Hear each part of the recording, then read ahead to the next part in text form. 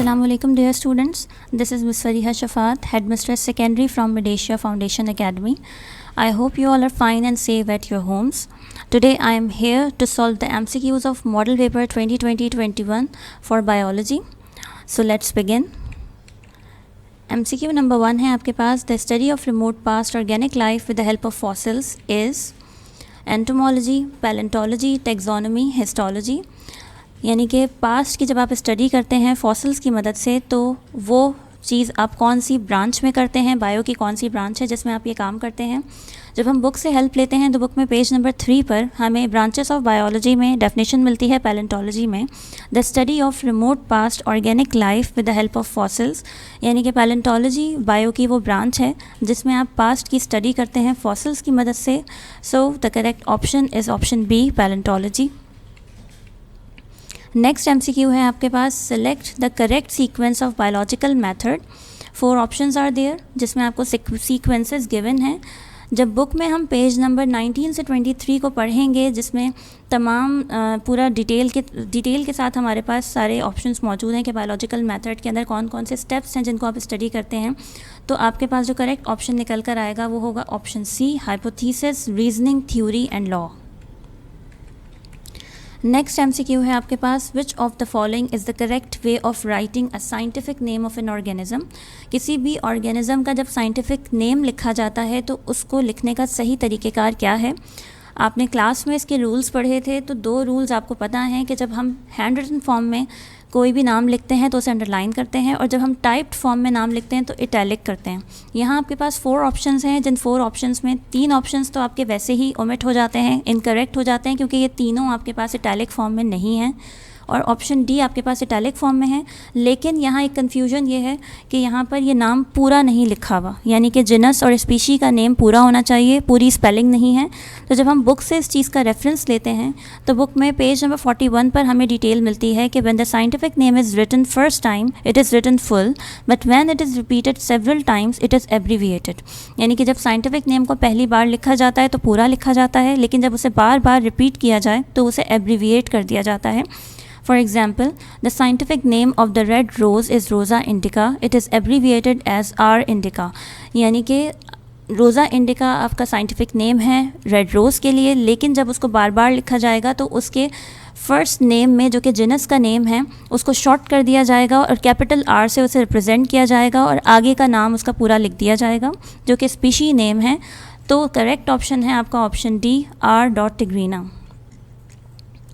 Next MCQ है आपके पास, in the 5 kingdom system viruses are placed in. 5 kingdom classification जो आपने पढ़ी थी उसने वायरसेस को कौन से किंगडम में रखा जाता है. 4 options are there, Monera, Protista, Plantae and none of these. जब हम बुक से हेल्प लेते हैं तो बुक में पेज नंबर 40 पर वायरस के डिस्क्रिप्शन में हमें लास्ट में एक लाइन मिलती है, due to its non cellular nature it can not be placed in any of the 5 kingdoms. यानी कि इसके नॉन सेल्यूलर नेचर की वजह से हम इसको किसी भी किंगडम में प्लेस नहीं करते. तो इसका करेक्ट ऑप्शन है option D, none of these.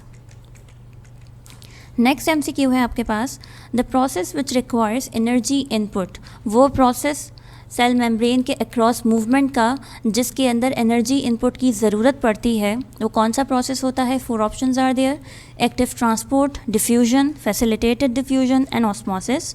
जब हम बुक से हेल्प लेते हैं पेज नंबर 68 पर हमें डिस्क्रिप्शन मिलता है, active transport is the movement of substances against a concentration gradient from a region of low concentration to high concentration using an energy input of energy.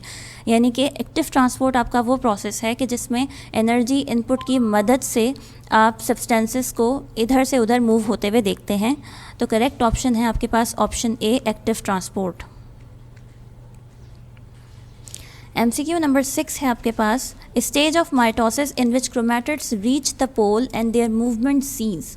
यानी mitosis की वो stage जिसमें chromatids पोल तक पहुंच जाते हैं और उनकी मूवमेंट सीज हो जाती है, बंद हो जाती है. तो ये कौन सी स्टेज में होता है. 4 ऑप्शंस हैं आपके पास, प्रोफेस, मेटाफेस, एनाफेस, टीलोफेस. जब बुक में पेज नंबर 97 पर हम स्टडी करते हैं तो टीलोफेस की डेफिनेशन में हमें मिलता है कि this is a stage when the chromatids reach at the respective poles and their movement seize. यानी कि ये वो स्टेज है जिसमें क्रोमैटिड्स पोल तक पहुंच जाते हैं और मूवमेंट उनकी ख़त्म हो जाती है. So the correct option is option D, telophase.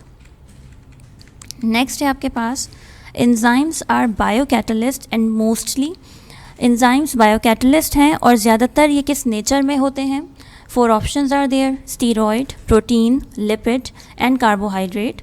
जब हम बुक में पेज नंबर 109 पर स्टडी करते हैं तो एंजाइम्स के डिस्क्रिप्शन में हमें मिलता है कि enzymes are biocatalyst made up of mostly proteins, यानी कि करेक्ट ऑप्शन है आपका option B, protein in nature. Next है आपके पास each mole of ATP store energy. ATP का एक मोल कितनी एनर्जी स्टोर करता है। 4 ऑप्शंस हैं आपके पास। जब बुक में हम पेज नंबर 121 को स्टडी करते हैं तो हमें ये मिलता है कि the amount of energy stored in 7.3 kilo calorie per mole. This stored energy is in ATP will be utilize by living organism for performing any type of work, यानी कि एक ATP का मोल आपका 7.3 किलो कैलोरी एनर्जी को store करता है और ये वो एनर्जी होती है जिसे कोई भी लिविंग ऑर्गेनिज्म यूज़ करता है काम करने के लिए। So the correct option is option A, 7.3 kilo calorie per mole. Next MCQ है आपके पास, splitting of water in presence of light called.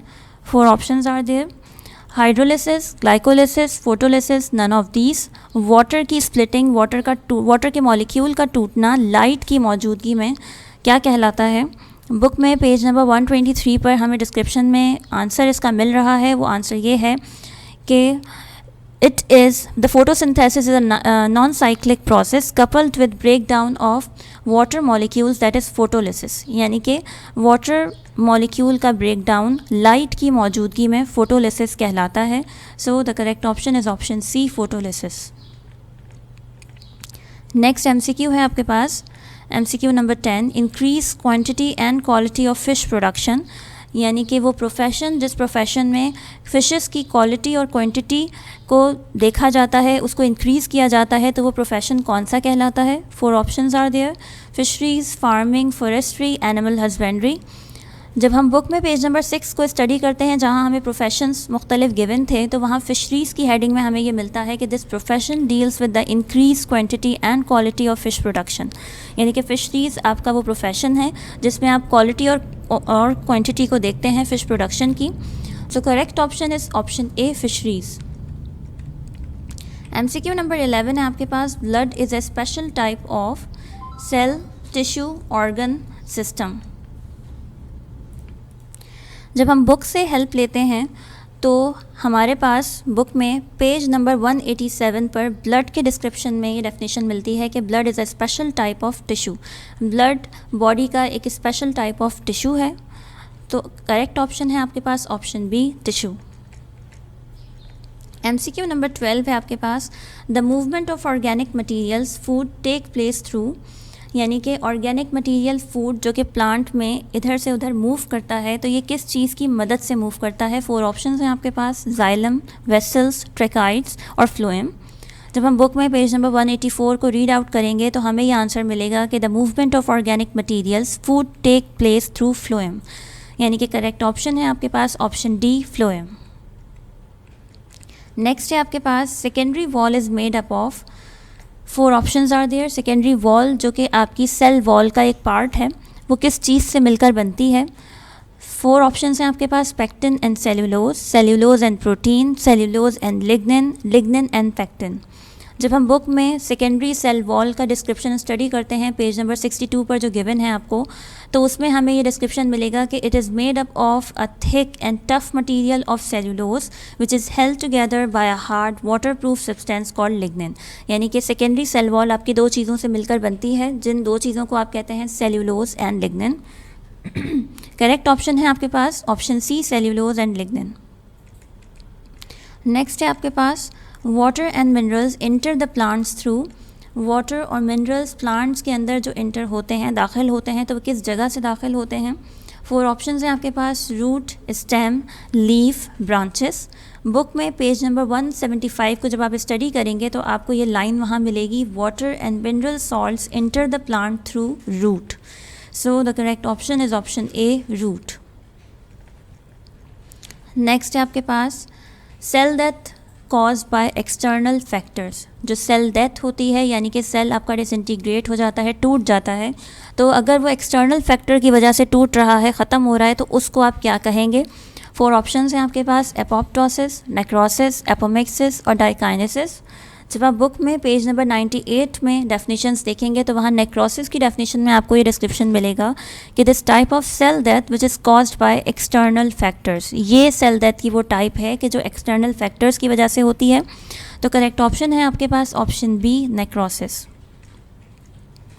Next है आपके पास, activity of enzymes can be enhanced by activator, inhibitor, cofactor, hormones. यानी कि enzymes की activity किस चीज़ से इंक्रीज़ होती है?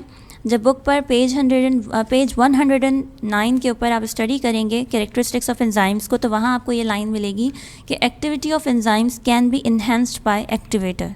यानी एंजाइम्स की एक्टिविटी एक्टिवेटर की वजह से इन्हांस होती है। So the correct option is option A, activator.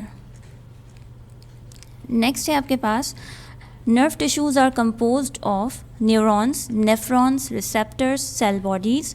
आपके जो नर्वस टिश्यूज़ हैं वो किस चीज़ से बनते हैं? जब बुक में आप पेज नंबर 82 को रीड आउट करेंगे तो वहाँ आपको डिस्क्रिप्शन में ये मिलेगा कि nervous tissue is composed of neurons. Nervous tissues जो हैं वो न्यूरॉन्स से मिलकर बनते हैं। तो करेक्ट ऑप्शन है आपके पास ऑप्शन ए, न्यूरॉन्स। नेक्स्ट आपके पास है, function of the rough endoplasmic reticulum is. Rough endoplasmic reticulum का फंक्शन ये है, respiration, digestion, protein synthesis, cell division. इन चारों में से कौन सा इसका फंक्शन है?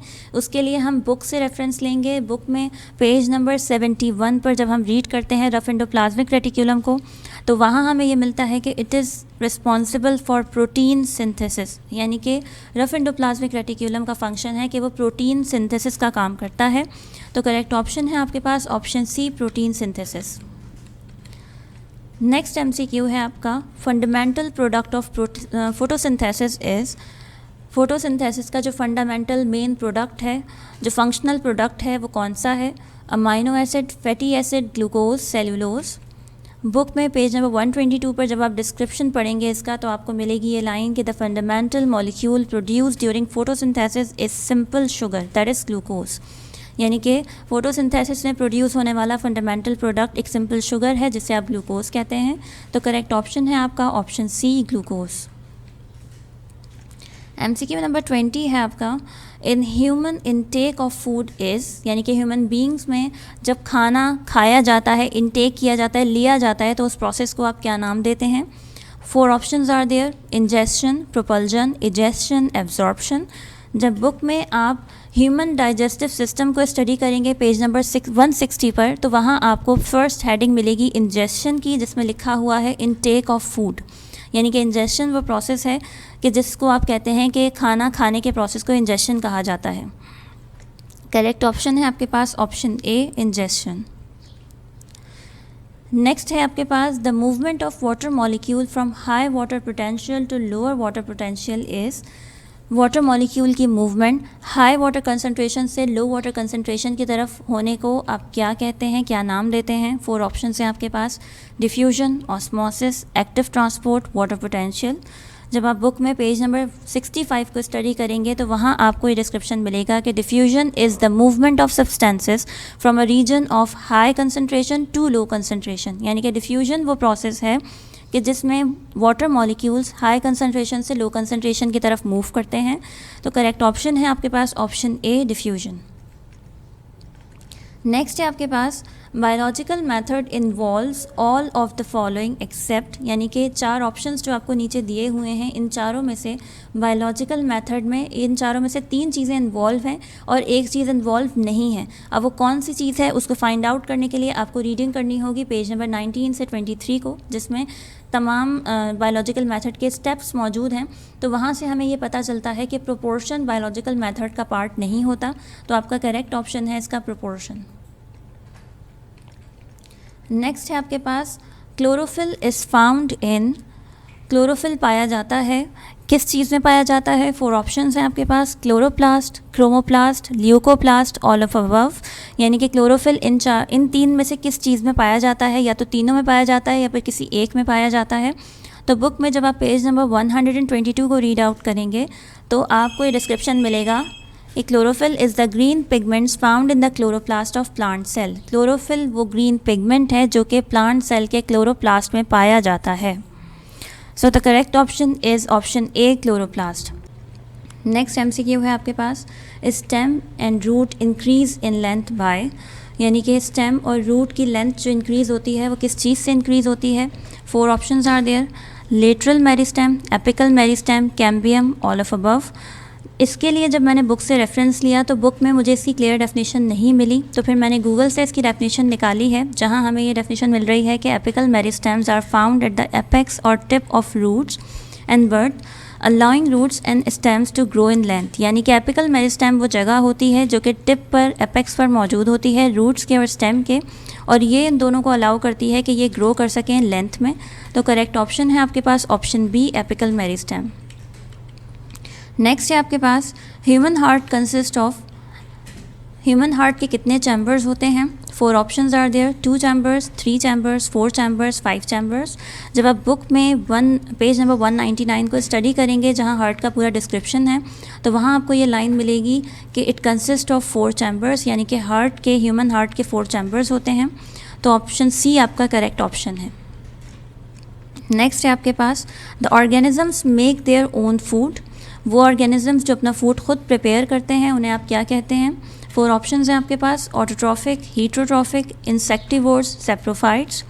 जब बुक में पेज नंबर 139 पर आप स्टडी करेंगे तो आपको ये डिस्क्रिप्शन मिलेगा कि autotrophic nutrition is a mode of nutrition in which an organism makes its own food from the help of simple inorganic material. यानी कि ऑटोट्रॉफिक न्यूट्रिशन या ऑटोट्रॉफिक ऑर्गेनिजम्स वो ऑर्गेनिजम्स हैं जो अपना फूड खुद से प्रिपेयर करते हैं। तो ऑप्शन ए आपका करेक्ट ऑप्शन है। नेक्स्ट है आपके पास, सेलेक्ट द मिसमैच।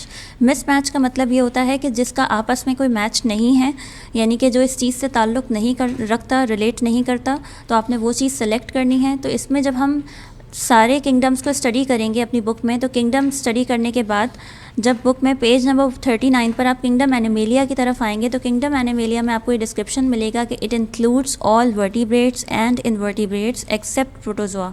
यानी कि इसमें तमाम वर्टिब्रेट्स और इनवर्टिब्रेट्स शामिल हैं, लेकिन प्रोटोजोआ शामिल नहीं है। और अमीबा, आपको पता है कि अमीबा प्रोटोजोआ की एग्जाम्पल है। तो आपका करेक्ट ऑप्शन है option D, Animalia, amoeba. Next है आपके पास, this deals with the economically important organism. ये जो ब्रांच है, ये जो प्रोफेशन है, या फिर ये ब्रांच कह सकते हैं कि ये ब्रांच बायो की वो ब्रांच है कि जो इकोनॉमिकली इम्पॉर्टेंट ऑर्गेनिजम्स को डील करती है। 4 ऑप्शंस हैं आपके पास, बायोफिज़िक्स, बायोमेट्री, बायोकेमिस्ट्री, बायोइकोनॉमिक्स। जब आप बुक में पेज नंबर 5 पर डेफिनेशंस पढ़ेंगे तो आपको बायोइकोनॉमिक्स की डेफिनेशन में मिलेगा कि this deals with the economically important organisms. यानी कि ये वो ब्रांच है बायो की जो इकोनॉमिकली इम्पॉर्टेंट ऑर्गेनिजम्स को डील करती है। तो करेक्ट ऑप्शन है आपके पास ऑप्शन डी, बायोइकोनॉमिक्स।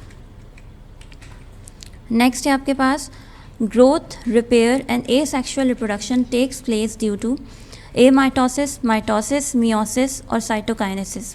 यानी कि आपके पास 4 तरह के डिविजन्स मौजूद हैं और आपसे ये पूछा जा रहा है कि ये 3 प्रोसेस हैं, ये 3 प्रोसेस कौन सी सेल डिवीज़न की वजह से होते हैं।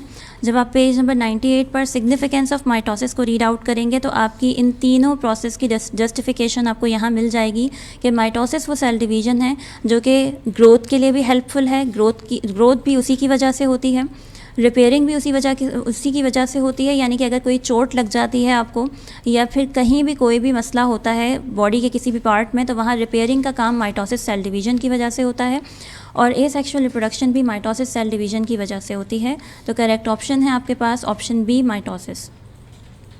नेक्स्ट है आपके पास, removal of water vapours from aerial parts of plant is. Water vapours का प्लांट के एरियल पार्ट्स से रिमूव होना। एरियल पार्ट्स वो पार्ट्स होते हैं जो कि हवा से डायरेक्टली कांटेक्ट में होते हैं। उन पार्ट से वाटर वेपर्स का रिमूव होना क्या कहलाता है। Respiration, transpiration, guttation, evaporation. जब आप बुक में पेज नंबर 178 को रीड आउट करेंगे तो आपको ये डिस्क्रिप्शन में डेफिनेशन मिलेगी कि this loss of internal water of plant in the form of vapours from aerial part of plant is called transpiration. यानी कि ट्रांसपायरेशन वो प्रोसेस है कि जिसमें प्लांट के एरियल पार्ट से वाटर रिमूव होता है वेपर्स की फॉर्म में। तो करेक्ट ऑप्शन है आपके पास option B, transpiration. I hope कि आपको MCQs का फुल डिस्क्रिप्शन समझ आ गया होगा और आपको ये भी समझ आ गया होगा कि अब जो भी MCQs आपको मिलते हैं उन्हें सॉल्व करने के लिए आपको बुक रीडिंग लाजमी करनी है, क्योंकि आपको सारे आंसर्स बुक में से ही मिलेंगे। I hope you like this presentation. Thank you so much. Allah हाफिज़।